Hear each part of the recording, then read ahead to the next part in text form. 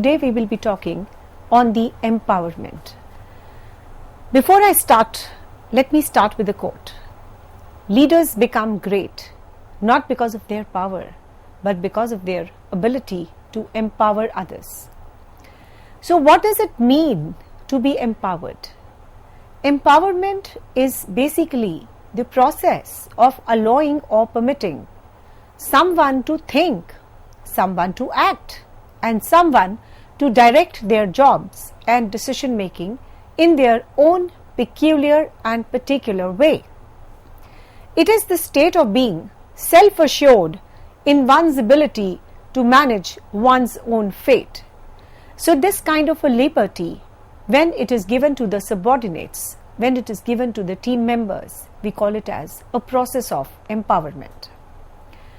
Empowerment, basically, it is a social action.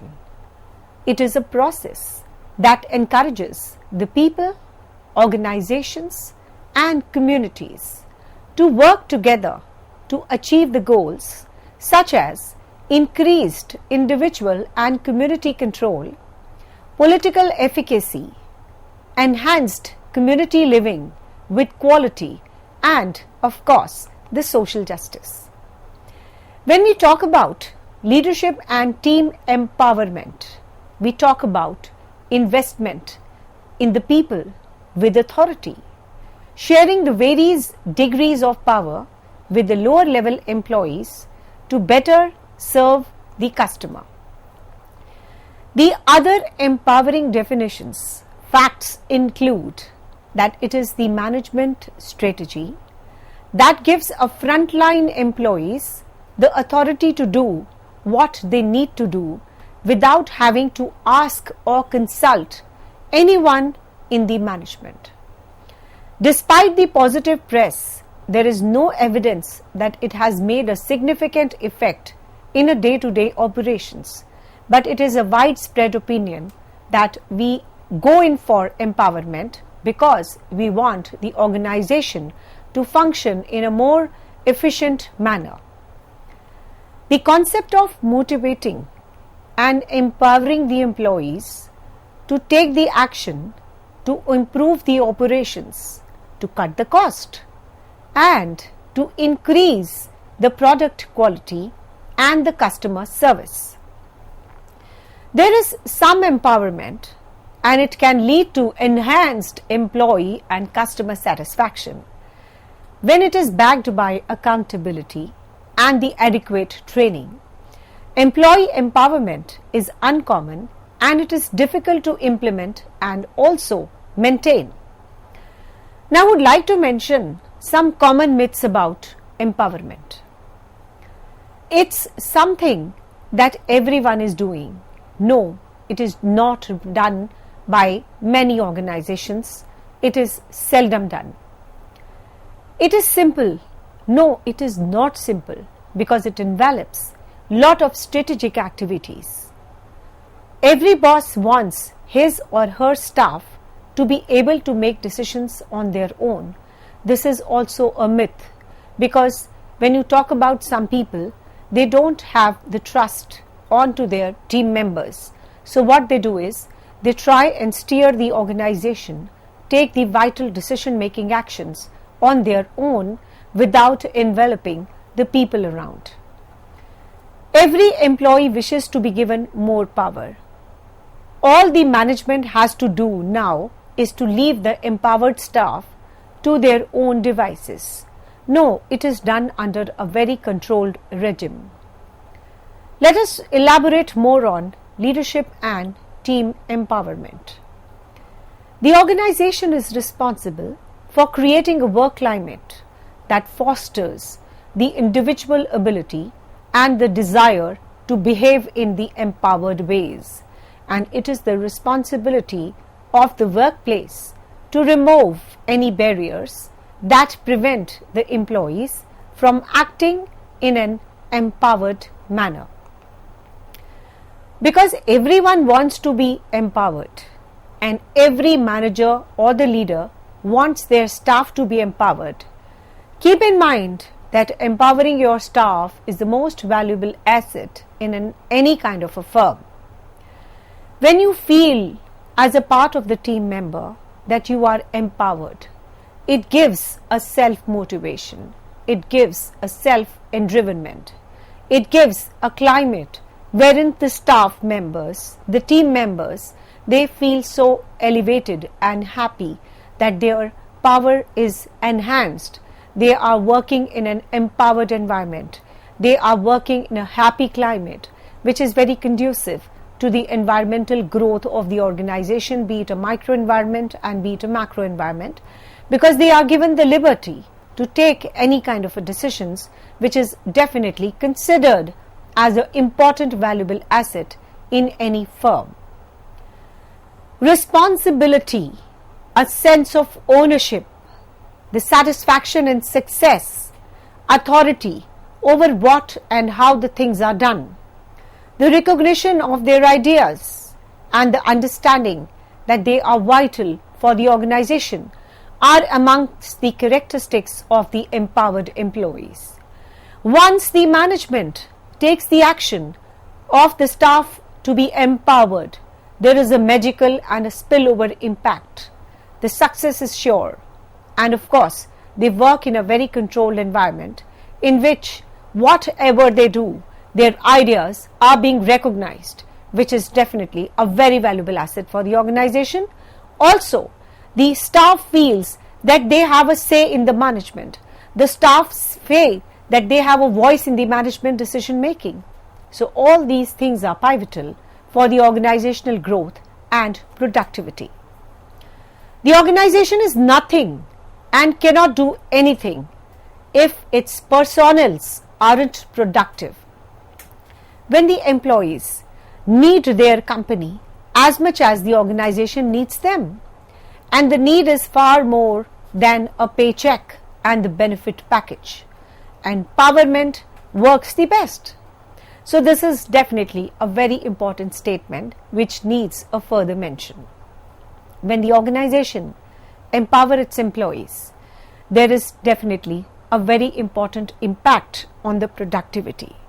The productivity enhanced at the next level, and of course there is a kind of a very good feeling amongst the employees and the personnels who are working there that they need the organization and the organization also needs them. So it's a kind of a paycheck, it's a kind of a benefit package which can only be brought about by the package of empowerment, and it works the best. The concept of empowering your team members is a very hot topic these days, and for good reason, of course. The ability to inspire their staff to achieve the maximum achievement distinguishes the good leaders. It's even critical to consider what the empowerment entails and how to best apply it to that your company may maximize its potential. The United States of American Army defines the leadership as what? It is influencing the individuals by giving a purpose, giving a direction, and of course inspiration, while working to accomplish the mission and enhance the organization. All of these things are accomplished through the empowerment. Empowerment is also considered as a strategy for including the team in decision making, giving them a participatory role that catalyzes on their own skills and judgment, while also increasing their sense of personal value and the devotion to the business. Empowerment also displays that you are a good listener who values the opinion of everyone on a team. So, when you talk about the empowerment amongst the team members, this is such a vital decision that you are giving a power to the team members to decide what is right on their own, to participate in the organizational activities on their own basis of judgment and skills what they have. It not only has a good impact on the organizational growth and productivity, it also has a very important impact on enhancing and elevating the personal values of an individual. He feels that he is a vital part of the organization. And there is a very important philosophy that the higher management is a good listener, and they listen to the opinions, to the overall decision making which is done by the entire team members. So it is definitely a catalyst. It capitalizes their skills. It enhances their judgment skills. It even enhances their critical thinking, their judgment, their overall decision making power. So when you empower your team, you encourage them to row together and boost the mission overall success. Empowering others increases the confidence in their ability to carry out your shared mission and goals.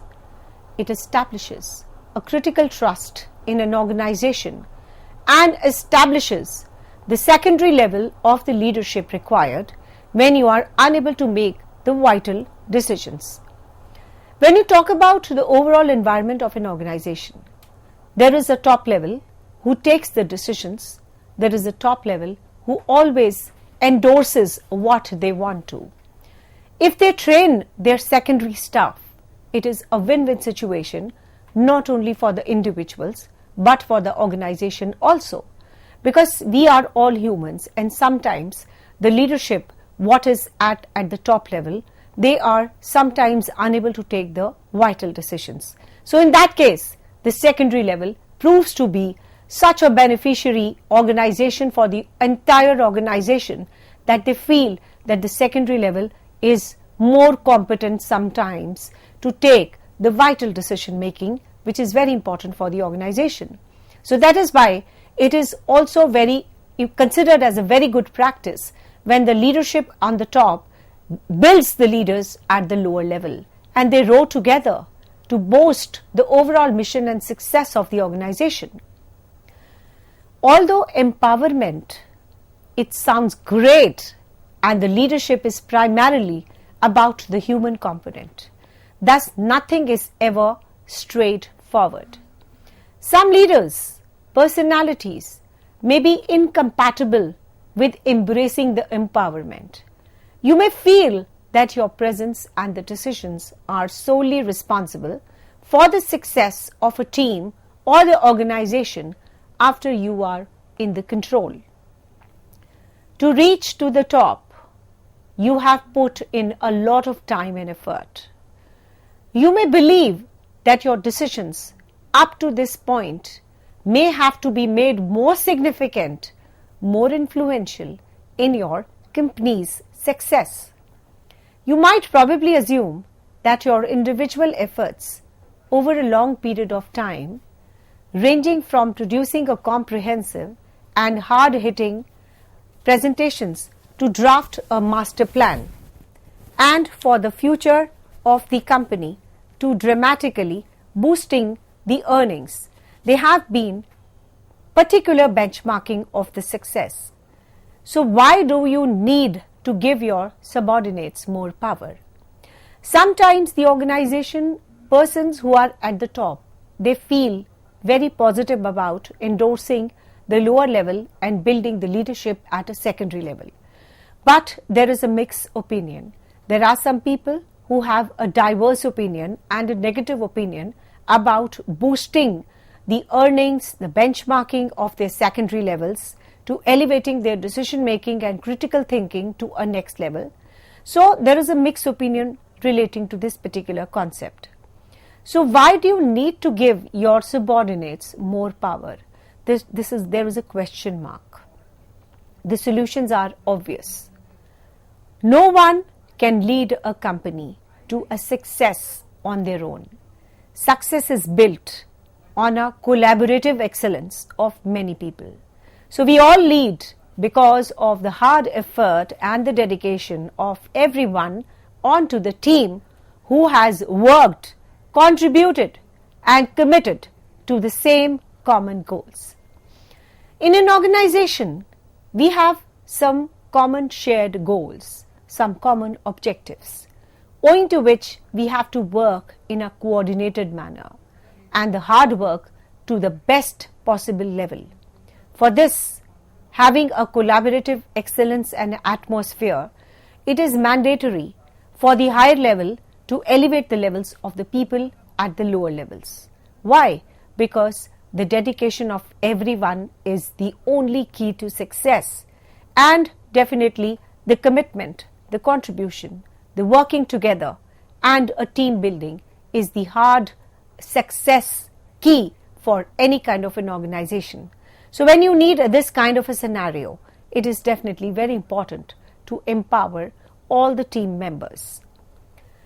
Given the logarithm rate of a change in today's global world, the higher you rise in a company, the more you must rely on the different talents and the skill sets of those who make your team succeed. We also succeed as leaders as a result of the coaching, mentorship and empowerment we receive from the people we serve. The people who have reached the pinnacle, the top level, they have a great value system. They have very different kind of talents, and that is why they have been elevated to the top level. And if they start endorsing, teaching, mentoring and giving all type of skills to their lower level, to the secondary level, the result is definitely what we desire, what we actually want. That kind of a scenario wherein there is definitely a straight spillover of the skill sets in terms of upskilling the lower level. So this is what actually the scenario should be, that whatever value system they have, whatever success qualities they have, they should always build the secondary level by their specific coaching classes, by their mentorship sessions and by their empowerment strategy. So together they all will serve the organization in the way it should be, and it is definitely a very beautiful experience for the organization for enhancing the success rate. Now coming on to the enlightened senior leaders who identified our capacity to lead at their levels, have empowered us all at some point in our leadership development. They gave us a chance to take big responsibility, covered our blunders and continue to grow us, and that we might eventually take their positions. Now in the process of building the secondary level leadership, sometimes there are some pitfalls, sometimes there are some limitations, sometimes there are many weaknesses which you encounter while taking the secondary level, the big responsibilities which have been endorsed by the top level management. So it is bound to happen that some blunders are taken place, some continued pitfalls are there, some continued mistakes are there. But mistakes is definitely a very important evidence that the people are trying hard, and of course eventually they are going to settle down, they are going to take a top position. So this is what the team members empowerment process should be. So the important leaders who are on the top, they cover the mistakes, they continue building and giving some kind of very good sessions as far as the team leadership building is concerned, as far as the mentoring is concerned. So eventually people are going to take their positions. As a result, the reasons for empowering our people begin with the recognition of a pool of collective brilliance that exists in every company, and over time it empowers the mission, and we recall the trust and the confidence that almost all of us received early in our careers from the leaders who saw our potential and empowered us to deliver on that particular promise.